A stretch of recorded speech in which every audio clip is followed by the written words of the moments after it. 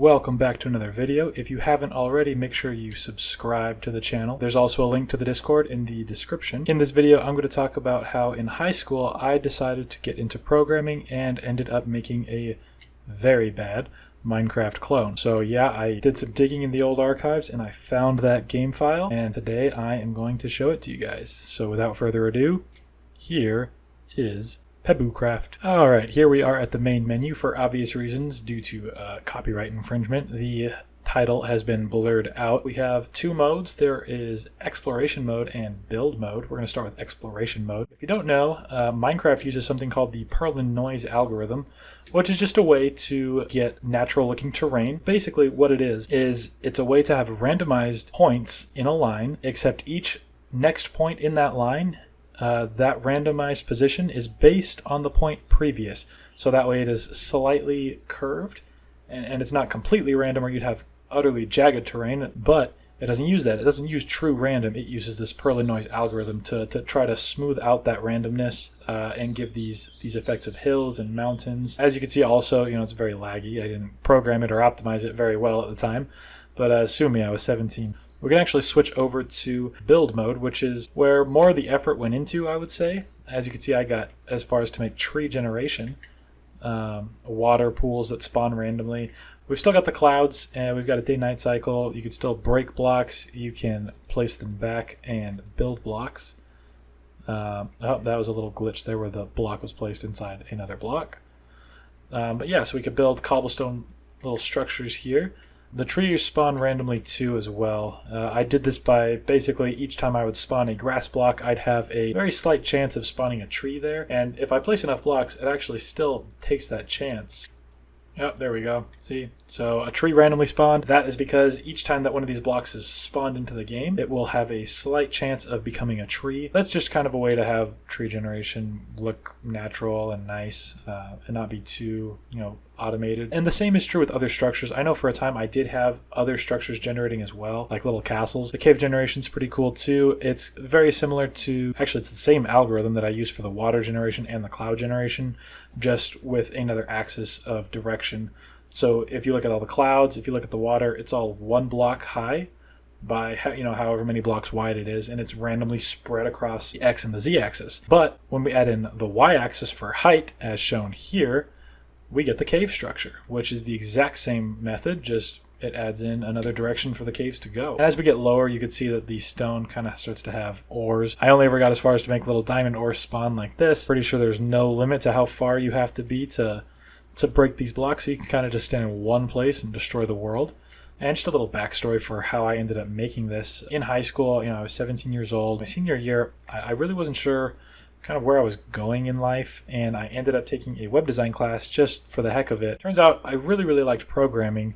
Not so much web design specifically, but I was just good at programming. I started exploring a little more about, how to make games, and I made a bunch of different games, little clones of already existing games and some unique projects of my own. And it just kind of really started a passion for me for the technical programming side of things. And I ended up trying to clone all these games just in a way to progress my knowledge and learn a little bit more about how it all worked. Let's go ahead and build something.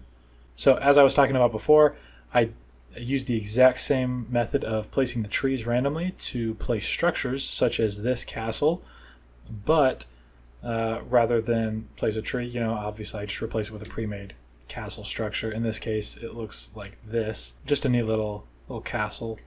You can go up to the top here. So here we can see the entire world, and I believe we can actually go up to the clouds too. So let's go up a little higher. It's pretty convenient being able to do 2 blocks at once. Almost there. Oh, that's the build limit. Oh, whoops. No fall damage. I was kind of going for the classic Minecraft feel when I made it, although at the time, classic Minecraft wasn't that old. Now, I don't know exactly why it does this, but there is a glitch where you can place blocks inside of another block. Like in this case, it just starts to get brighter. So there's actually a bunch of different blocks in that block already. So now I'm just going to let you guys enjoy the feel of truly classic, in this case, Pebocraft.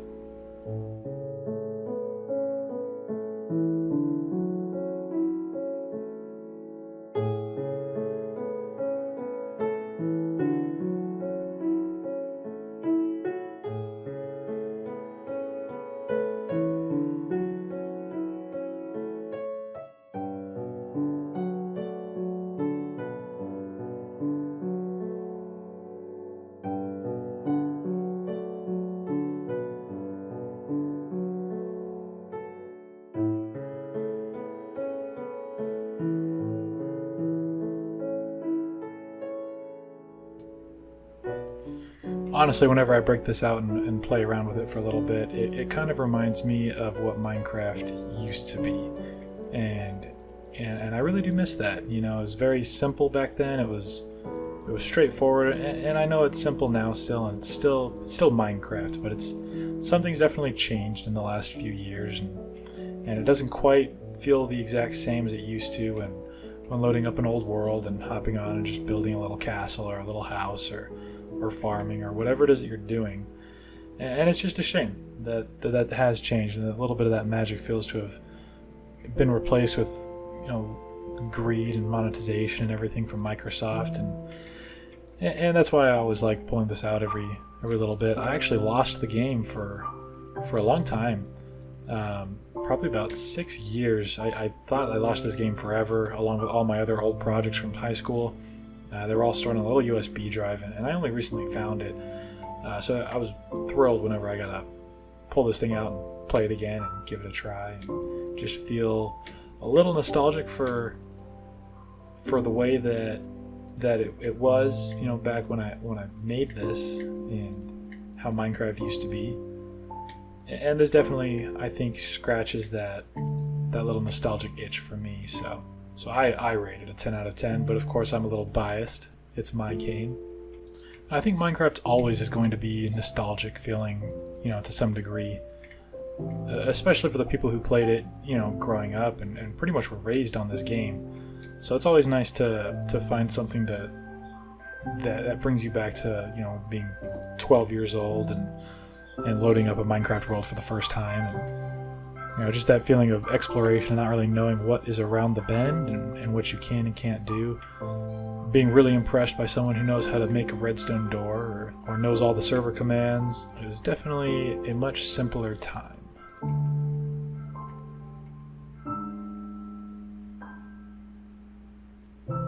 Just one last thing to say. Make sure that you enjoy all the things that make you happy now, and don't ever forget those things, because someday they might not be the same. And it could be that one day all you're going to have to look back on those things and smile is just the memories of having had them once upon a time. So save what you make, save pictures, save videos, save all of it, because at the end of the day, those are the only things that you're going to have from it once it's all changed. Well, that's it. Bye.